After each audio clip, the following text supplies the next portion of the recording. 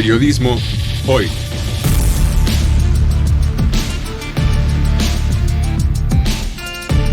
Avatares, riesgos y transformaciones del oficio de informar.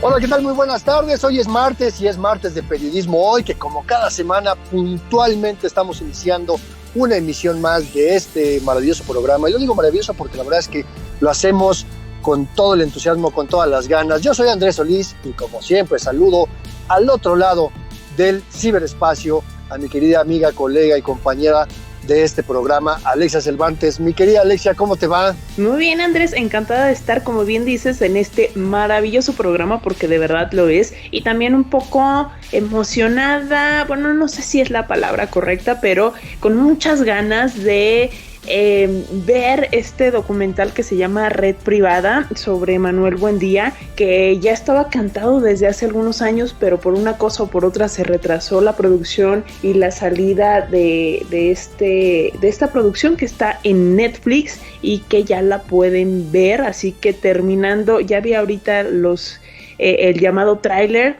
y terminando este programa me voy a sentar ahora sí, en camita y todo, de dedicarle un rato a este documental de Netflix. ¿Tú ya lo viste? No, la verdad es que no lo he visto y yo espero que mis obligaciones reporteriles me den tiempo para poderlo ver antes de que pasen los años.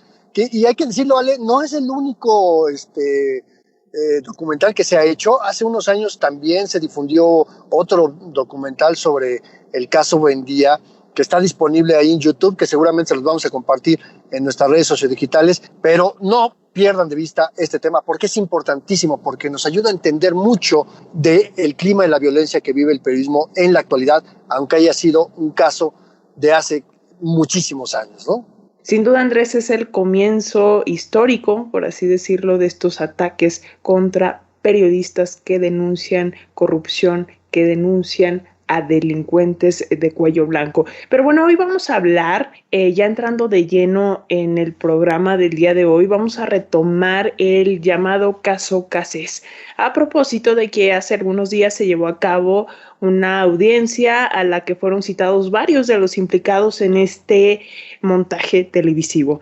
Entre ellos, por supuesto, Carlos Loret de Mola, quien asegura que es inocente, que cometió un error periodístico, así lo dice él, y que en la referida audiencia no pudieron fincarle responsabilidades. Pero, ojo, aquí vale la pena señalar que en realidad la audiencia pues no fue para fincar responsabilidades en torno a este montaje televisivo, sino para abonar a un juicio que aún pesa sobre Israel Vallarta, presunto integrante y cabecilla, pongámoslo así entre comillas, de la banda de los secuestradores de los Zodiaco, cuya existencia además nunca se pudo comprobar.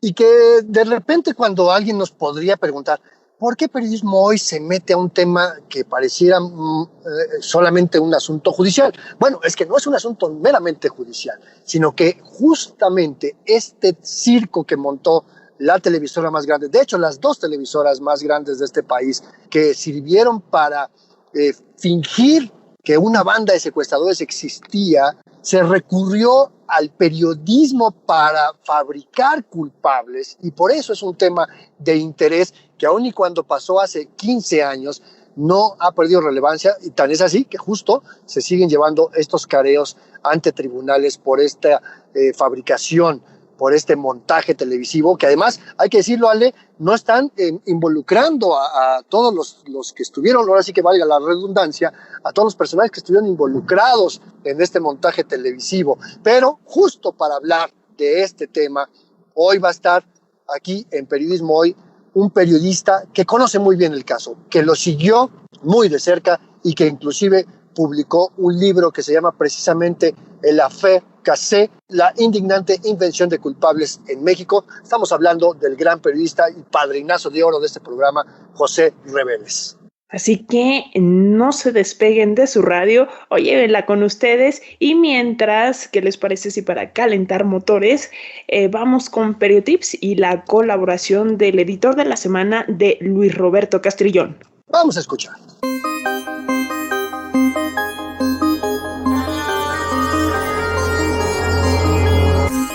Periotips.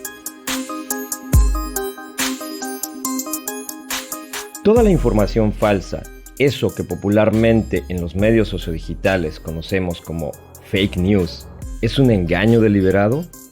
La semana pasada hablamos sobre el periodismo satírico y lo que define su diferencia con la desinformación. En esta ocasión, el tema será la información imprecisa, es decir, aquella que, si bien no es del todo falsa, puede considerarse como carente de los elementos suficientes para que la consideremos confiable. Imaginemos a una reportera o un reportero frente a la pantalla de su computadora, o incluso, por las premuras cotidianas, frente a la de su teléfono móvil, revisando una base de datos con cientos de cifras de un informe oficial. Para armar su nota, crónica, artículo o reportaje, tendrá que revisar ese documento y extraer un número determinado de datos que le permitan explicar o fundamentar un hecho que será el núcleo de la noticia que prepara. Pero, debido a las prisas y a la tensión del día, además del cansancio de revisar tantos números, copia equivocadamente uno entre cientos de datos. El resultado final, cualquiera que éste sea, quedará, por obvias razones, alterado. Posteriormente, en su publicación, algún experto en el tema o muy curioso con la lectura de los datos que lea, vea o escuche la información, podría notar esa inconsistencia y señalarla enfáticamente como una información falsa. Esto es una fake news, expondrá muy probablemente en sus cuentas de redes sociales. Y en parte es cierto. En la información, la nota, reportaje o artículo, quien la investigó y redactó habrá, a final de cuentas, alterado el sentido de la información. Pero no lo hizo de forma deliberada. Fue un error humano, una imprecisión en el manejo de los datos. Y ahí es donde existe una diferencia. Recordemos que la desinformación consiste en un acto deliberado de engañarnos. En tanto, la imprecisión muchas veces tiene su origen en la inexperiencia o en un fallo involuntario en el manejo de los datos. Entonces, aunque suene un poco confuso, aun cuando su expresión final, la información, no está apegada a la realidad por ser imprecisa, no es, en estricto sentido, un contenido o mensaje que podamos considerar desinformación. De lo que estamos hablando es de la posibilidad siempre existente de que una información sea publicada de forma imprecisa por razones que no necesariamente implican que la o el periodista tuvieran la intención de engañarnos para obtener un beneficio particular. Como muchas otras profesiones, el periodismo tiene un alto grado de presión y desgaste que puede influir en el desarrollo mismo de la actividad. Aclaro, esto no disculpa que por eso, que llaman falta de oficio o por desidia, se incurra en un trabajo poco acucioso que genere imprecisiones de forma regular. Quien al periodismo se dedique debe recordar que su trabajo es base para que las personas estén bien informadas para tomar decisiones que afectan su vida directamente o incluso la del resto de la sociedad. Yo soy Luis Roberto Castrillón, el editor de la semana, y esto fue Periotips.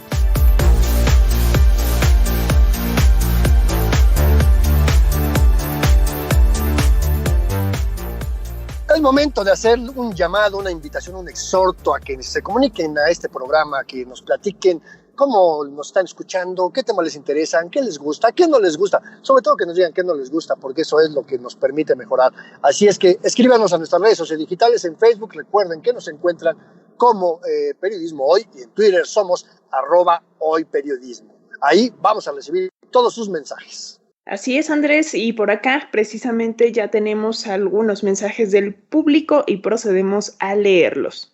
Nos escribió Norma Alejandra Álvarez y dice: Rapé Monero, un saludo, lo sigo desde hace mucho en la revista El Chamuco, aunque lo conozco hace poco que se empezó a ver la señal de la televisión pública en Puebla, y a Radio Educación, pues los escucho hace miles de años. Un abrazo a todos. ¿Cómo miles de años? Ya sentí que estamos muy viejitos. O sea, sí, pero no tanto.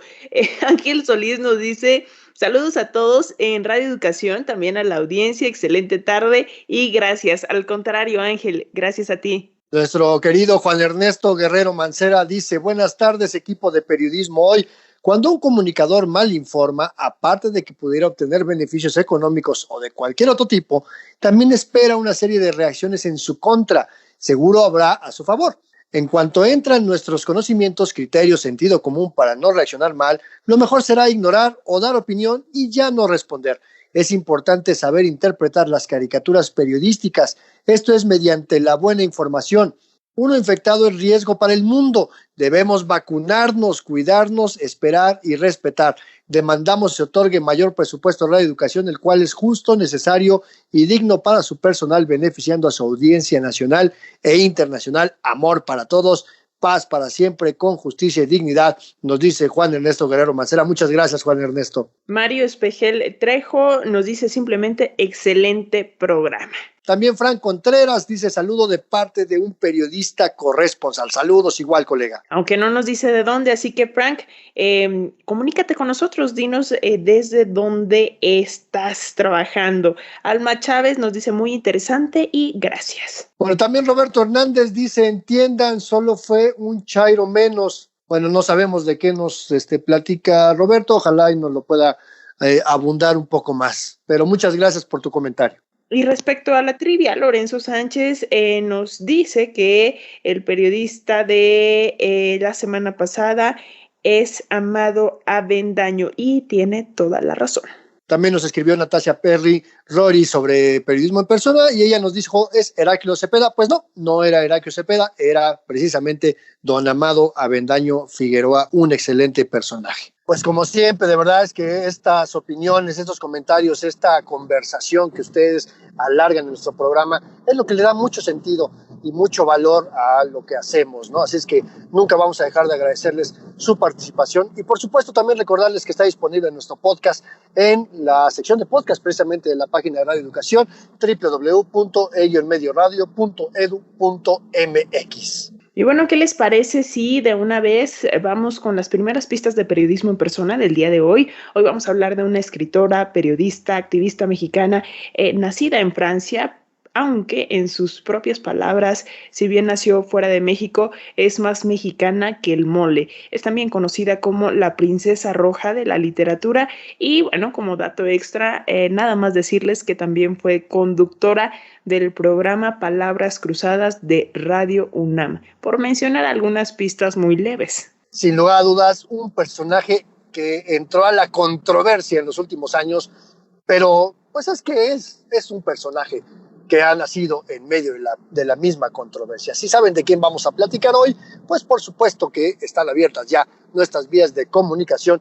Y mientras tanto, mi querida Alexia Cervantes, ¿qué te parece si vamos a escuchar esta primera parte de nuestra charla con el gran periodista Pepe Reveles sobre este asunto del montaje televisivo y el pésimo uso del periodismo para la fabricación de culpables en el caso de Florence Cassé y la supuesta existencia de la banda de secuestradores Los Zodíaco? Vamos a escuchar. Fui detenida el 8 de diciembre en la carretera y me secuestraron en una camioneta. No fue arraigada el 9, eso es falso. Vamos a hablar sobre este tema de Florence Cassé. Lo que se encontró es que efectivamente existían contradicciones. No hay ningún dato contradictorio. ¿No? No hay ninguno. Sí. Estaba yo en un coche, me detuvieron, me pusieron adentro de una camioneta y me guardaron en esta camioneta todo el día del 8 y un parte de la noche del 8. El 9 en la mañana, a las 5 de la mañana, me metieron a la fuerza y a la fuerza me pusieron adentro de esta cabanita dentro del rancho. A petición del señor fiscal, se ingresa al domicilio, se liberan las víctimas, llegan los medios posterior al hecho y sus colegas de los medios nos piden mostrarles cómo fue la intervención al domicilio. Lo que usted ve en el video es a petición de los periodistas.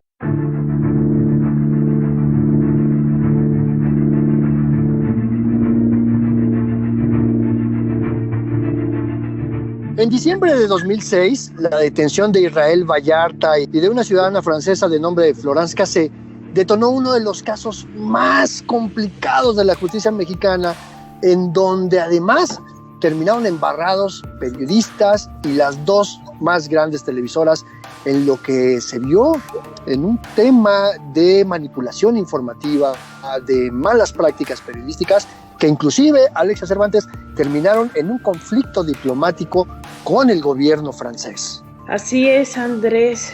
Esto que comenzó como un operativo bien planeado para la desarticulación de una banda de secuestradores en transmisión directa en televisión nacional, pues terminó descubriéndose como un montaje que ahora lleva al conductor Carlos Loret de Mola a declarar en el seguimiento al caso de Israel Vallarta, que 16 años después aún se encuentra preso por delitos que no le han podido comprobar.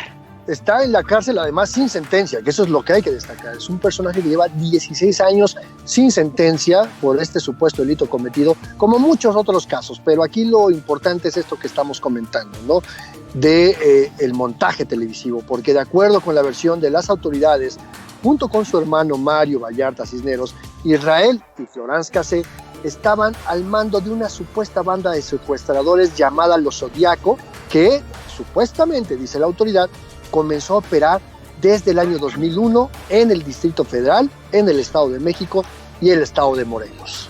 Aunque, como bien dices, pues no hay siquiera rastros que demuestren la existencia de esta banda. Sin embargo, posteriormente el propio Genaro García Luna, entonces director de la AFI, de la Agencia Federal de Investigación, reconoció en el mismo canal de televisión que habían recreado la escena a petición del propio medio y que la detención de los supuestos secuestradores se había dado desde un día antes. Y justamente para hablar sobre este tema y sobre las implicaciones que tienen en el periodismo, hoy tenemos el enorme placer, como siempre, que esté en este espacio mi querido maestro, amigo Pepe Reveles, periodista de investigación, que además escribió un libro sobre este tema que se llama El Affaire Cassé, la indignante invención de culpables en México. Mi querido Pepe Reveles, qué gusto tenerte nuevamente aquí en Periodismo Hoy. El gusto es mío, Andrés, y estoy a la orden.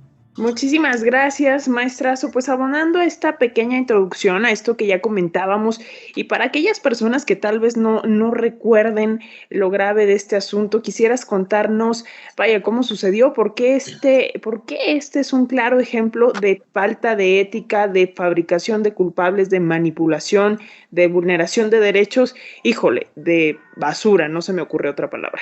Mira, Alexia, había en esa época, que todavía era el sexenio de Fox, ya contacto de Genaro García Luna con el que iba a ser el candidato del partido entonces en el gobierno, el candidato Felipe Calderón. De hecho, él se destapa apenas 4 o 5 días antes de esta escenografía. Y digo escenografía porque justamente desde entonces, ya antes de ser presidente, antes de ser candidato, él pretendía que el difundir el tipo de éxitos del gobierno, tipo solución de secuestros, después los ataques indiscriminados a la delincuencia organizada ya siendo gobierno, significaban un triunfo para la autoridad. Y inmediatamente los lanzaba a los medios como una presunción de triunfo. Entonces, creo que ya entró en ese esquema este montaje que se dio el 9 de diciembre de 2005, porque tanto Florence como Israel habían sido capturados el día 8, y fue totalmente, absurdamente falso que se les presentara como infraganti. Hubo muchas evidencias, desde el momento en que entran al rancho Las Chinitas los policías federales en formación, así como de combate, alguien les abre desde dentro. Ese alguien llevaba un abrigo negro y se llama Luis Cárdenas Palomino, quien acaba de ser aprendido porque él fue, además, no fue por eso que fue arrestado, sino por tortura. Pero antes de que entraran los policías, él ya estaba dentro. Por tanto, los periodistas que iban dando información de que había 3 rehenes, pues ya tenían la información y no era un asunto que estuviera haciéndose infragante. Todavía hoy, 16 años después, casi 17 años después, no sabemos si esos rehenes estuvieron ahí 2, 3 días antes, porque no había nadie ni nada en el cuartito de los Trevejos que estaba junto al rancho de las Chinitas, sino que fueron sembrados, yo sostengo que la noche anterior, con todo y muebles, con todo y cama, con todo y pijamas, porque estaban en pijama la mamá María Cristina Valladares y su hijito, estaban, Cristian, en esa época de 6 años, estaban con pijamas nuevas, recién planchaditas, cosa curiosísima en un secuestro.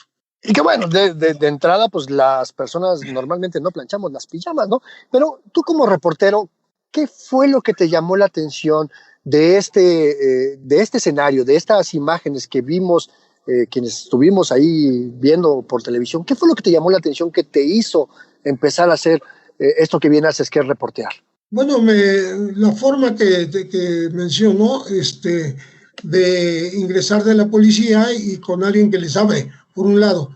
Por otro lado, con un poco de tiempo nos dimos cuenta de que la orden de repetir la escena, porque ya la tenían filmada en Televisa desde las 6 de la mañana y apenas iban a transmitir media hora después, al conductor, que era Carlos Loret de Mola, le gustó la escena y dijo, oiga, ¿no la podrían repetir? Y la repitieron para gusto, para satisfacción de las televisoras. Eso fue tan evidente como fue evidente que en el momento de entrar a ese cuarto que abre por dentro Cárdenas Palomino, está Israel Vallarta tirado en el suelo, golpeado, y cuando lo está entrevistando el reportero Pablo Reina, lo está torturando Luis Cárdenas Palomino, lo tiene apergollado del cuello y lo aprieta cada vez que no da una respuesta como él la quiere, de tal manera que sale en cámaras Israel doblándose de dolor, y cuando le dicen, ¿qué le pasó? Usted me acaba de pegar, le dice a Luis Cárdenas Palomino. Y le vuelve a preguntar, ¿quién le pegó? ¿No? Ya dijo, no, nadie. Se dio cuenta de que no podría hacerlo porque ya estaba prefabricado el asunto. Entonces, desde ese momento ya era torturado Israel Vallarta. Maestro, en estos días, por ejemplo, Carlos Loret de Mola, este personaje que está en el centro de esta transmisión en vivo, de este montaje, señaló que, o dice que todo este caso está de nuevo en el ojo público porque es parte de una persecución política por el periodismo crítico que hace al gobierno en turno. ¿Tú qué nos dirías? Está en el ojo público desde hace mucho tiempo, desde antes de que él se convirtiera en el vocero de todas las oposiciones. Él fue citado por el juez hace varios años y trató de no acudir jamás, amparándose, alegando enfermedad, etcétera, etcétera, mandando a sus abogados, y hasta esta vez fue, vamos a decir, obligado, constreñido a carearse con Israel Vallarta. Lo curioso es que no cambió en absoluto Carlos Loret, sigue en un plan triunfalista, diciendo que no pudieron demostrar que se trataba de un montaje. Es que no se iba a probar que fuera un montaje, se iba a probar que él se dio cuenta que no era un acto en el momento, que era una recreación. Y entonces la palabra montaje en este caso se usa interesadamente, como diciendo, bueno, por supuesto que si tú como periodista, que es el caso de Laura Barranco o el caso de Magaña, no van a decir ante un juez fue un montaje porque no lo sabían, ellos no lo sabían, lo sospechaban, vieron cosas raras, como esto que da testimonio Magaña, hablando de fórmense otra vez y vuelvan a entrar, o sea, déjenos filmar nuevamente la escena, está chingona, fue la palabra que usó, y también las advertencias que le hizo Laura Barranco, no respecto de que fuera un montaje, sino respecto a que había un posible conflicto internacional porque se trataba de una ciudadana francesa, y tuvo razón al final. hubo un conflicto internacional bastante grave entre México y Francia, precisamente porque se estaban peleando. Alguna vez lo dijo Florence, lo escribió en su libro, en el libro que ella escribió, Detrás de mi vida, diciendo: estoy en el peor de los mundos posibles. Me reclama el gobierno de mi país, o sea, Francia, y me quiere dar 20 años de prisión allá. Y me retiene el gobierno de México, que me está condenando a más de 70 años de prisión. Dice, pues no tengo una salida digna, honorable, justa, porque ella nunca aceptó ser parte de esta famosa banda de los Zodíaco, que, como bien dijo Alexia, no existió jamás, no hay antecedente hemerográfico, y ni siquiera en las procuradurías, porque lo buscamos, de que hubiera existido esa banda, ni en México ni en algún lugar de la provincia, ni en la Ciudad de México ni en alguna ciudad de algún estado del interior. Entonces, todo de principio a fin fue un gran invento. Les pareció adecuado incluso bautizar a la banda, y no solo eso, sino 3 años y medio después, casi 4 años después, seguir capturando a la familia Vallarta como si fueran integrantes de esa misma banda fantasmagórica y metiéndolos a prisión. En este momento hay 3 Vallartas libres y hay 3 Vallartas en la cárcel. Estos grupos criminales inexistentes, me recuerda un poco este tema de los rojos ahí en Iguala, Guerrero, pero más adelante platicaremos sobre estas implicaciones en el periodismo, Pepe. Pero yo quisiera preguntarte, si tú desde tu óptica ves este montaje televisivo como un intento de golpe mediático para legitimar al gobierno de Felipe Calderón, como en su momento lo hizo Carlos Salinas de Gortari con el caso de la quina. Sí, solamente que no ocurrió durante el sexenio de Calderón, sino del de Fox, pero sirvió muy convenientemente para que, iniciando la campaña de Calderón, menos de un mes después de iniciada la campaña, él empezó el 18 de enero, y ya para febrero las empresas encuestadoras, particularmente una, le estaba dando el empate técnico con su contrincante Andrés Manuel López Obrador, que le llevaba 10 puntos antes de esa encuesta. Entonces, obviamente tuvo un uso electoral que se trató de anular cuando se descubre, justamente también en Televisa, en el programa de Denise Merker, se descubre cómo fue un montaje, como si fue una recreación un día después de la detención de estos 2 personajes, de Israel y de Florence, para satisfacción de las empresas televisivas, diciendo, como no estuvieron, pues se los repetimos para que lo vieran, ¿no? Cosa que nunca se aclaró, sino estamos hablando casi 2 meses después.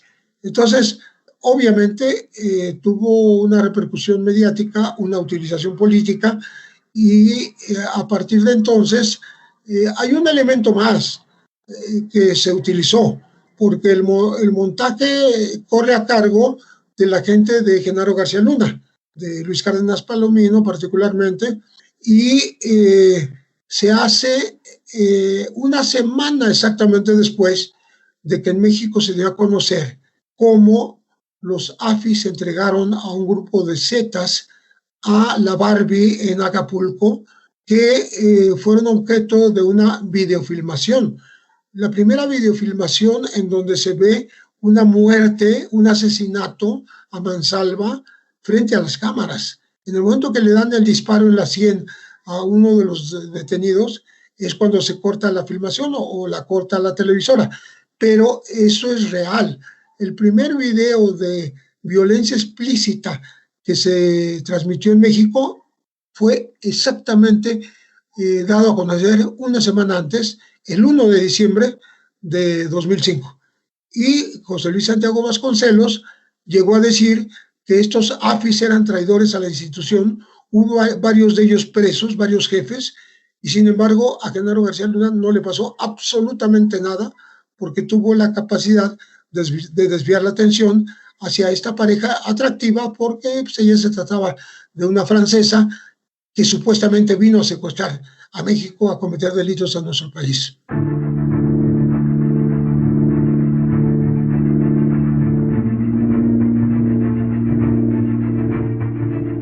Hacemos una pausa para recordarles que estamos en redes sociales, que estamos esperando sus mensajes, que en Facebook nos encuentran como Periodismo Hoy y en Twitter como @hoyperiodismo. También estamos en el 55 12 33 29 15, aunque allí no podemos responder sus mensajes de manera inmediata. Posteriormente, el equipo de producción de Radio Educación nos los hace llegar, porque recordemos que estamos haciendo este programa a la distancia, precisamente como parte de las medidas sanitarias para evitar más contagios de COVID-19. Y que, por cierto, no hay que olvidar que hay que continuar con las medidas a la distancia, aunque ya nos hayamos vacunado. Inclusive para quienes ya tienen la segunda dosis de la vacuna, es importantísimo seguirse cuidando. La pandemia no ha terminado. Pero recuerden que pueden enviarnos todos sus comentarios, sus sugerencias en torno a nuestro programa, a los temas de los que estamos abordando, y cualquier otra sugerencia que tengan, pues también, por supuesto, mandar las respuestas a nuestra trivia de Periodismo en Persona, que hoy vamos a contar la historia de la primera mujer en obtener el Premio Nacional de Periodismo. Esto fue en el año de 1979. 3 décadas después, se convirtió también en la primera mexicana en ser nominada nada más y nada menos que al Premio Príncipe de Asturias de las Letras Hispánicas. Ya saben que yo soy bien barco, Andrés, y bueno, decirles que nuestro personaje de hoy es autora de Hasta no verte, Jesús mío, y de La noche de Tlatelolco, por mencionar algunas de sus obras. Así o más barco. Bueno, déjame decirte, Alexia Cervantes, que ese último libro al que haces referencia fue una de las mayores inspiraciones para que yo quisiera ser periodista. Nada más para que veas, ¿eh? Así es que comuníquense aquí a Periodismo Hoy si ya saben de quién se trata. Y mientras tanto, vamos a seguir platicando con el buen Pepe Reveles, que es el padrino de oro de este programa, y que vamos a seguir platicando sobre este tema del montaje televisivo en torno a Florence Cassé y la supuesta banda de secuestradores de los Zodiaco.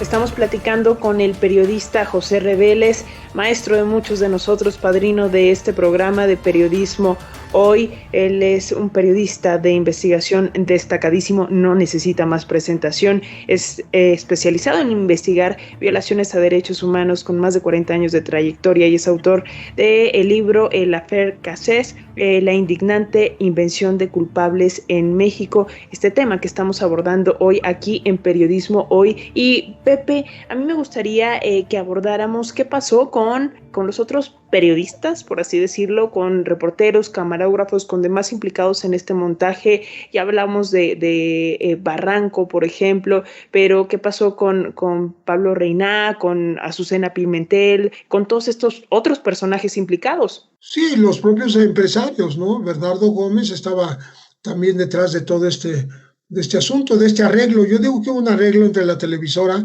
y la autoridad. Hay en su momento una declaración del propio Pablo Reina de que les llamaron a las 4:30 de la mañana para ir a este operativo, cuando ya estaba avisado el nivel empresarial de Televisa. Ellos ya lo sabían y por tanto casi estaba recibiendo la orden por parte de Cárdenas Palomino. O sea, había esa complicidad, esa acción unitaria entre medios y autoridad para dar a conocer los supuestos triunfos de los gobiernos, ¿no? Desde el de Vicente Fox hasta el de Felipe Calderón particularmente, y recordaremos que durante el sexenio de Felipe Calderón, todos los días, virtualmente todos los días, se nos presentaba un delincuente, un grupo de delincuentes, para demostrar, entre comillas, fehacientemente quiere decir a través de los medios, para ellos. El que salgas en la televisión casi es prueba irrefutable, es el tribunal mediático que sustituye a los jueces y a los ministerios públicos. Fue el caso también de la Barbie.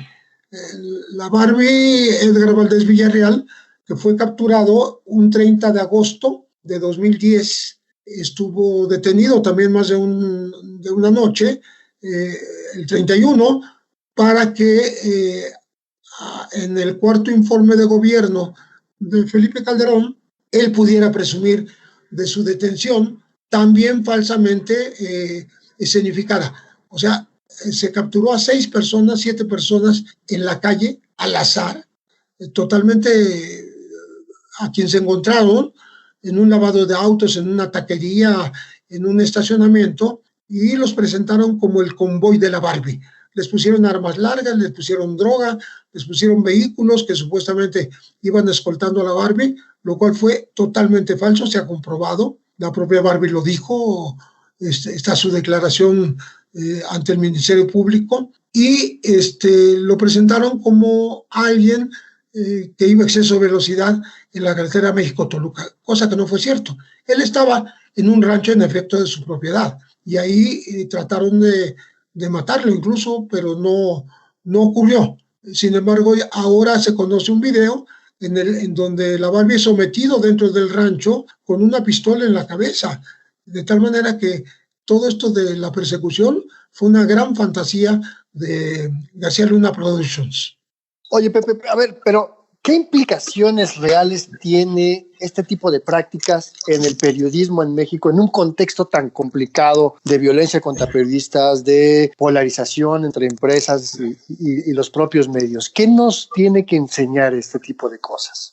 Pues nos tiene que enseñar que hay que hacer un periodismo crítico, un periodismo que no diga siempre la verdad oficial, más bien hay que dudar de la verdad oficial.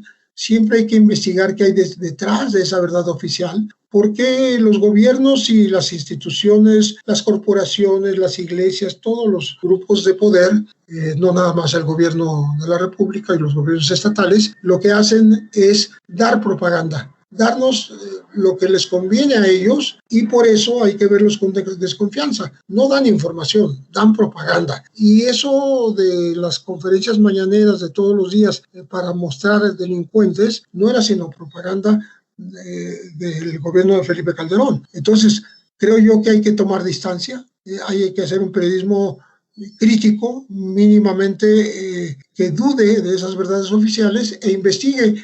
No importa si no lo hace en el momento, si lo puede hacer con más tiempo, como es el caso de quienes logramos transcribir estas cosas en un libro, aunque tarde meses y tal vez 1 año o 2 o 3, pero decir la verdad finalmente, o lo más cercano a la verdad que podamos confirmar mediante documentos, mediante testimonios, mediante entrevistas, mediante actas ministeriales, es decir, avalado totalmente por los documentos oficiales. Exacto, no quedarnos nada más con la versión de las autoridades o con la versión de algunos medios de comunicación. Justamente veía ahora que se dio esta detención de Luis Cárdenas Palomino, que señalaban que este personaje está siendo acusado de tortura, y algunas personas por ahí, ya saben cómo es Twitter, decían, pero ¿cómo? O sea, si castigó a supuestos secuestradores, todo lo contrario, deberíamos aplaudirle por su valentía. Espérate, no, hay que explicar que esos supuestos secuestradores, pues en realidad no se les ha podido comprobar nada, ¿no? Y que muy probablemente esas declaraciones se las sacó, las obtuvieron precisamente a través de la tortura. Pero, maestro, ¿dónde podemos encontrar todas estas reflexiones, esta investigación que hiciste en torno a este caso de Florence Cassés, de Israel Vallarta y de esta banda que nunca existió de los Zodiaco? Bueno, hay un libro muy interesante, no nada más yo escribí el Afer Cassés, sino el Teatro del Engaño, que escribió la periodista Emanuel Stills, que es muy interesante porque se va a los pormenores de cómo se fue capturando gente para inflar las bandas y hacer todo un racimo de presuntas bandas de secuestradores ligados unos con otros, ¿no? Los Petricholet, los Tablajeros, los Tiras, en fin, otros nombres, y que fue una práctica cotidiana durante el gobierno de Calderón. De hecho, en cada uno de los casos sonados de presuntos secuestros o de secuestros reales, secuestros y muertes, porque fue el caso del hijo de Martí y fue el caso de la hija de Silvia de Nelson Vargas, en donde en este momento, en el caso Martí, por ejemplo, hay entre 24 y 26 detenidos, que obviamente no todos participaron, pero a los cuales se culpó, algunos de ellos de una manera totalmente perversa, como fue el caso de Pablo Solórzano Castro, a quien unos agentes federales quisieron extorsionar con $500,000 y como no se los proporcionó, lo involucraron en un tema en el que no tuvo absolutamente nada que ver y sigue en prisión hace más de 10 años. En el caso de Pablo, lo acusaban de haber escrito y colocado un letrero en la cajuela donde se encontró el cadáver del niño Fernando Martí, diciendo esto les pasó por no pagar. Esto es lo que les ocurrió por no pagar. Ese papel famoso que tanto se difundió en su momento no existe, no está en el Ministerio Público, no está en los archivos de la investigación y sin embargo Pablo sigue acusado, sigue en la cárcel con esa sola imputación de un individuo que también está en la cárcel, que se llama Noé Robles Hernández, que a su vez fue torturado para señalarlo y para ser, digamos, testigo, entre comillas, de varias decenas de casos. Porque vamos a recordar que era la época en que había testigos protegidos pagados por la autoridad o amenazados por la autoridad para que dijeran lo que la autoridad quería que dijeran. Entonces había desde el Pitufo, Jennifer, un montón de sobrenombres que ya pasaron a la historia porque eso dejó de existir. O sea, se les dejó de pagar enormes cantidades, había quienes se les pagaba hasta $50,000 por mes como testigos, como era el caso de Alberto Vallardo Villar,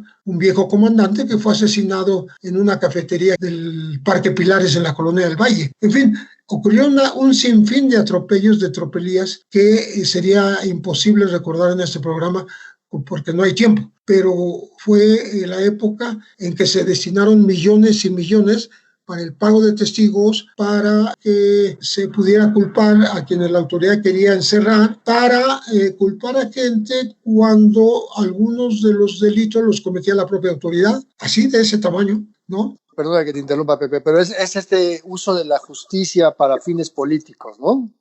Absolutamente, porque además fue la época en que se pagó con dinero del erario a la empresa Televisa otra vez para la transmisión de una telenovela, yo digo una publinovela, que se llamó El Equipo, en donde los héroes de la publinovela eran exactamente los federales, que se filmó en instalaciones oficiales y sirvieron como extras los propios policías uniformados. O sea, era un abuso total de poder. Por una vía mediática se sembraba entre la gente una sensación de que finalmente la autoridad estaba haciendo algo por nosotros, algo en contra de la violencia, de la inseguridad, de los secuestros y de todo tipo de delitos, lo cual era absolutamente falso. Pues como bien dices, maestro, no nos alcanzaría el tiempo ni este programa para hablar de todo este cochinero, pero muchísimas gracias por recordarnos todos estos sucesos, por hacernos reflexionar nuevamente en torno al papel de los medios de comunicación y al trabajo o la responsabilidad que tenemos como periodistas. Muchísimas gracias, maestro José Reveles, gracias por estar aquí en este espacio y ya sabes que los micrófonos son todos tuyos.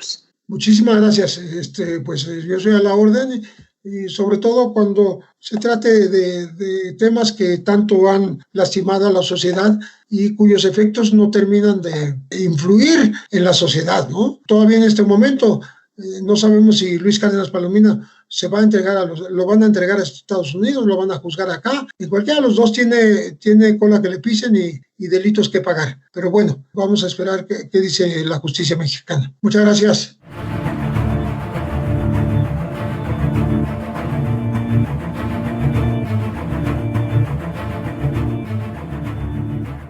Como siempre, ya saben que estas charlas pues tienen una duración que nos marca el reloj. Pero si la quieren volver a escuchar, si quieren volver a estar aquí participando en nuestro programa, en este o en cualquier otra emisión de Periodismo Hoy, de las 70 emisiones que ya hemos tenido al aire, está disponible en nuestro podcast, en la sección de podcast de la página de internet de Radio Educación, www.elloenmedioradio.edu.mx, y además, también si tienen un dispositivo de la marca La Manzanita, pueden suscribirse a nuestro podcast para que se descargue automáticamente en sus equipos. Y ahora sí, Andrés, como dices, el tiempo nos está comiendo, pero vamos a una de mis secciones favoritas, no una, es mi sección favorita, es Periodismo en Persona, una sección que, debo decirles, escribe Andrés Solís y que está dedicada hoy a la primera mujer en obtener el Premio Nacional de Periodismo en México, escritora, periodista, activista mexicana, más mexicana que el mole, no lo digo yo, lo dice ella misma en su cuenta de Twitter.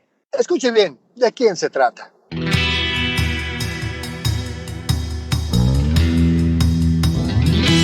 Periodismo en Persona. Hoy dedicado a Elena Poniatowska.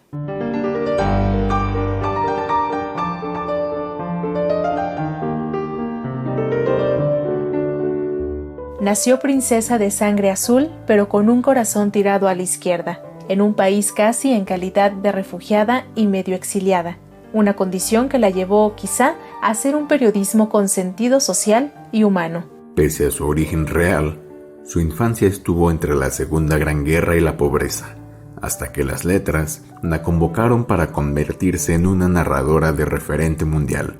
Ella es Elena Poniatowska.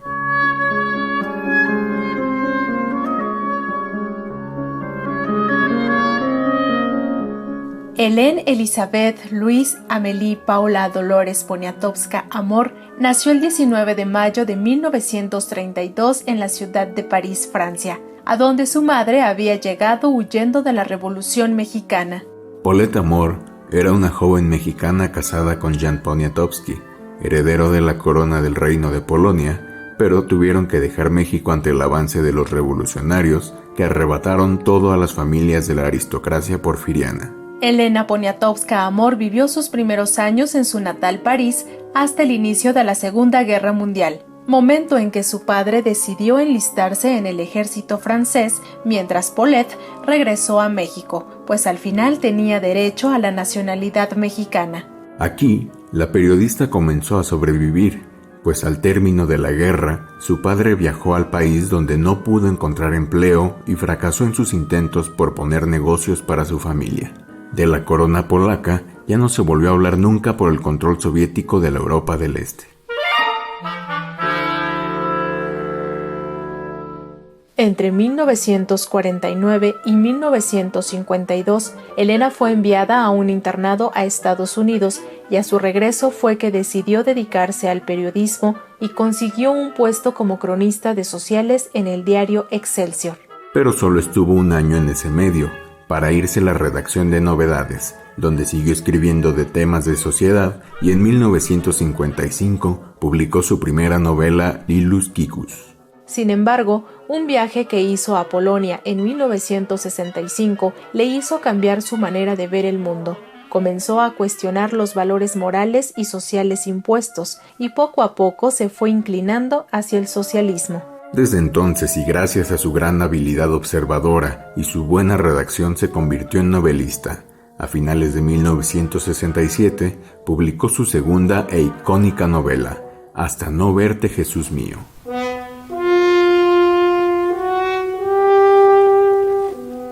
Para Elena Poniatowska, el año de 1968 fue el parteaguas de su vida. Fue el año en que su hermano menor Jan murió y vio cómo su padre comenzó a desmoronarse poco a poco. Pero también fue el año del movimiento estudiantil que narró en un reportaje que Novedades se negó a publicar para no incomodar al gobierno de Gustavo Díaz Ordaz, así como tampoco quisieron publicar una entrevista con la periodista italiana Oriana Fallaci, herida la noche del 2 de octubre. De su observación del movimiento estudiantil nació su libro más famoso y más cuestionado, La noche de Tlatelolco, por el que el gobierno de Luis Echeverría le quiso entregar el premio Javier Villaurrutia que ella rechazó.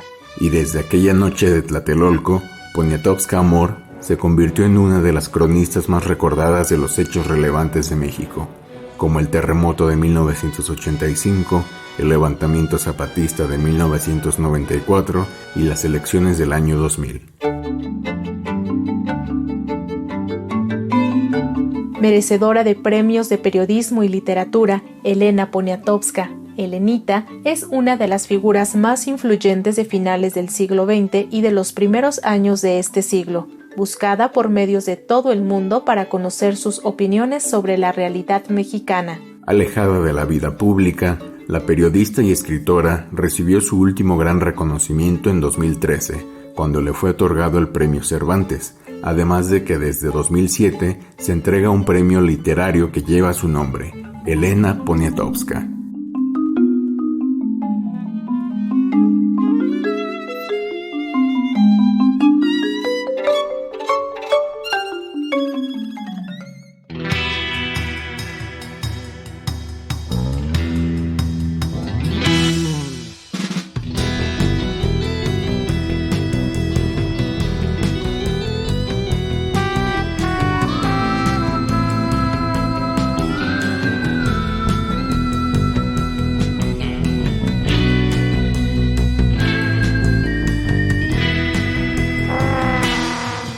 Y bueno, pues se acabó el tiempo, el reloj de arena se consumió, el de manecillas, todos los relojes nos ganaron. Pero recuerden que siempre les vamos a agradecer infinitamente el favor de su compañía, el favor de su atención aquí en esta emisión de Periodismo Hoy a través de las diferentes señales de Radio Educación. Andrés Solís, como siempre, un gusto y nos escuchamos la próxima semana, no sin antes recordarles que estamos en redes sociales y que nos encuentran como Periodismo Hoy en Facebook y @hoyperiodismo en Twitter.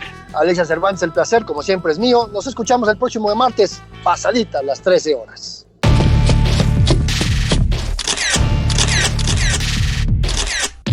Periodismo Hoy. Periodismo es publicar lo que alguien no quiere que se sepa. Todo lo demás son relaciones públicas.